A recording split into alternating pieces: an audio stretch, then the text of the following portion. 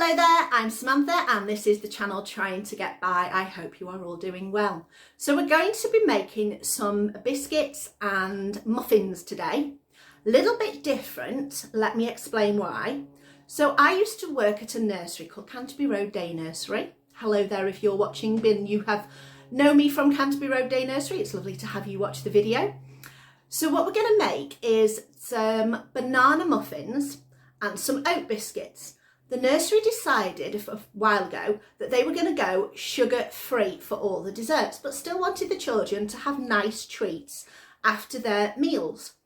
So I worked on these recipes and we ended up with these lovely, delicious, tasty recipes that are completely sugar-free. So there is no granulated caster sugar, but there's no other sort of general sweeteners that you would use in baking. So there is no molasses, there is no syrups or honeys. Children under one can't have honey, so that wouldn't have been applicable for the nursery anyway. So instead, we have used fruit as the main sweetener in these dishes.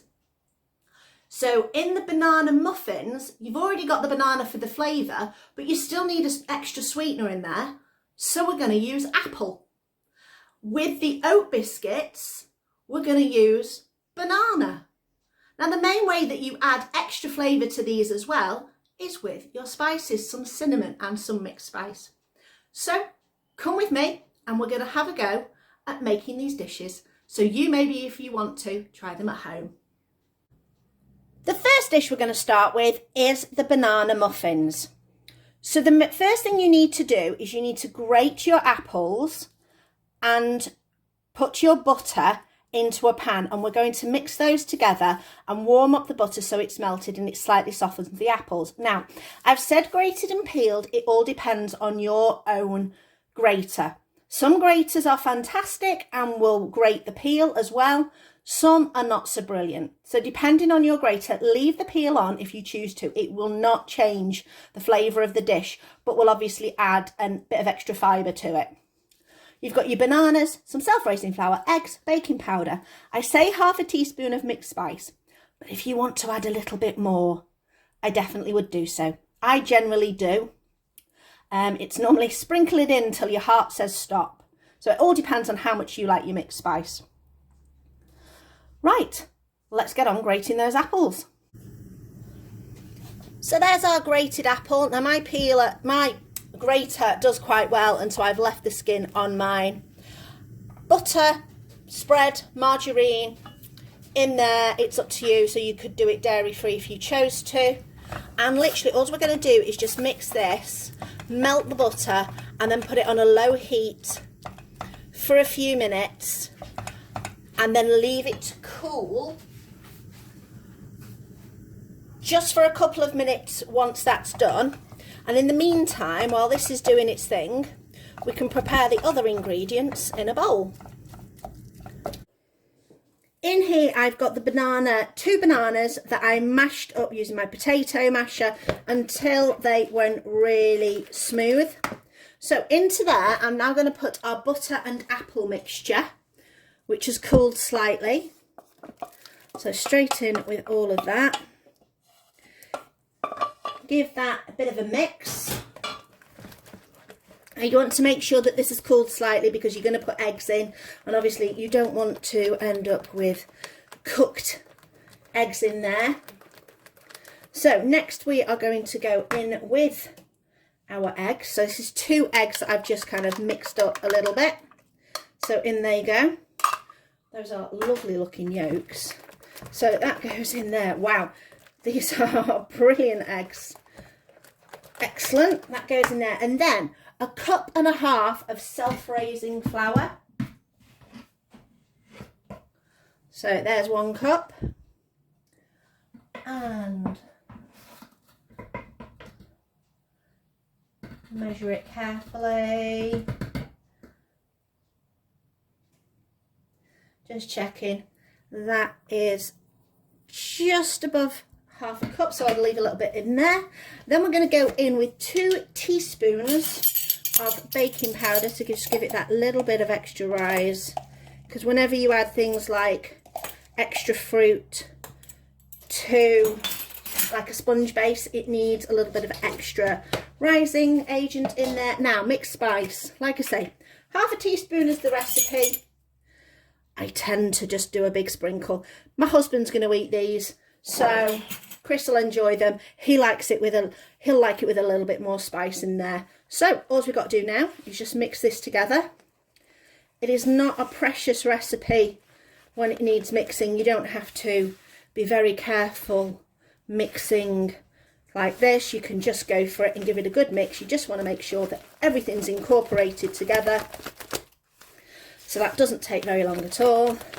So it's quite nice if you want to get the children involved. There we go, easy enough. Then it's just going to go into muffins. You could also do it in a lined £1 loaf tin. That would work as well. Now, I used to have a really good ice cream scoop, so I could just scoop and drop, and it was so much easier. But now we're back to it broke. Chris couldn't fix it. So we're just going to drop in roughly equal amounts. I'm going to go with a spoonful, this sort of size, but, you know, overfill the spoon. Drop it in. And then if I've got some mixture left over, we will just top up the rest. Right, in the bowl we have got 2 bananas. These bananas have been in my freezer. If you have bananas that are looking a little bit worse for wear and you think they're not going to be eaten, put them in the freezer. The skins will go black, do not worry about it. Just take them out when you're ready to use them, let them defrost, snip the ends off and squeeze out, and it's already mushed up, ready for you to go. I do apologise, Tilly the cat is moaning. Anyway, we're also going to add to this a 1/4 cup of coconut oil. So if you melt this in your microwave just till it's got to the soft stage and it is nice and liquidy, there we go, 1/4 cup of that. Then we're going to add 1 egg. In it goes. We're going to add some vanilla. Now, vanilla is the same as spices. You add as much as your heart desires. This is 1 teaspoon, but I like to add a little bit extra because it always gives a nice kick to it. Then we're going to go in with our cinnamon, 1/4 teaspoon or a little bit more depending on how much you like cinnamon. I'm not a massive fan. My husband likes cinnamon. So it's up to you. Give that a little mix round. And then we're going to add our oats.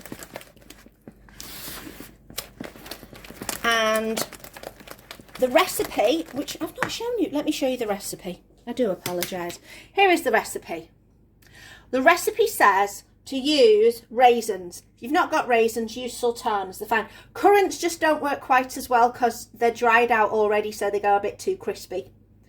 So stick to the raisins, or the sultanas. So back to there. So we're now going to go in with 1 3/4 cups of oats. So 1 full cup, and give it a shake, make sure we've got, if you go slightly over, not too bad. 1 3/4 cups of that. Then we're going to go in with our sultanas, which is a 1/4 cup of sultanas, or about a handful,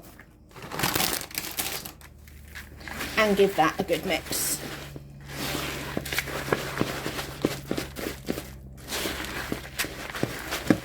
Now these are going to be a relatively wet mixture in terms of biscuits, where you would normally roll out biscuits. So there you go. We're going to cook these on a baking tray So I've got a baking tray here which I've lined with a silicone mat. You could either grease your baking tray or use baking parchment. I'm just going to get a spoon and we're just going to spoon the mixture. So what I tend to do is spoon it, scoop it up the side, and that's about enough. And then just drop it onto the mat so that you've got like a little domed biscuit. And so I'll just carry on with that, and they don't spread too much, so you should be able to fill the tray quite easily. So we've made 15 on here. I do have a little bit of mixture left, so all I'm going to do is just add it to ones that are looking a little bit less, and all you've got to do is just use your finger to pat it into shape. Now if you struggle to create the shape anyway, you can just mould them with your fingers and that will work absolutely fine. I wouldn't necessarily recommend putting them in the palm of your hand and trying to roll them and flatten them because they're just a bit too sticky. So that's those done. Those are going to go in the oven at 175 normal, so that's about 160-ish fan. We're going to stick to the same temperature for these and the muffins. They're roughly the same temperature, so if you're going in at the same time, it will be absolutely fine. So the muffins will take about 15 minutes. These will take about 15 to 18 minutes. You're looking for the muffins to have a firm top, and when you stick in a skewer, they come out clean. With these, you are looking for them to start to set up slightly and also to get slightly golden brown. I've just taken the oat biscuits out at about the 18-minute mark. I rotated them in my oven at about 9 minutes because my oven has a hot spot in the corner. So just spin them round. I'm just going to leave them on the tray for 2 minutes just to cool slightly, and then take them off and pop them on to a cooling rack and just leave them until they are completely cool. And in about 1 minute's time, the muffins will be ready. There we go, banana muffins and oaty biscuits without the sugar, simple enough to make, and with all those spices, taste absolutely delicious. So it is possible to create some dishes without using sugar.